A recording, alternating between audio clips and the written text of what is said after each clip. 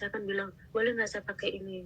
Ya nggak usah lah, kan kalau sudah kotor ya langsung diganti, nggak usah diganti. Kalau pakai air itu katanya kotor Mbak, Kamu jadi nggak nggak lawan boleh toh, bawa air majikan ke ngomong apa atas. itu nggak lawan toh. Sudah Mbak, saya sudah bilang loh kalau kayak gini caranya ya saya capek. Nyonya aku bilang gitu kan, saya harus naik turun tangga juga, aku bilang kayak gitu.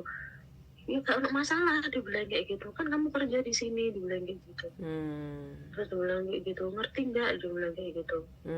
Bener nggak, dia bilang ngomong kayak gitu sambil melotot-melotot gitu Mbak. Kalau ngomong, dia ngomongnya tuh nggak bisa santai Mbak, Kan pakai konin kan nggak nunjuk-nunjuk boleh gitu. bersih-bersih toh, kok kamu masih ngelap jendela? Dia yang nyuruh atau apa?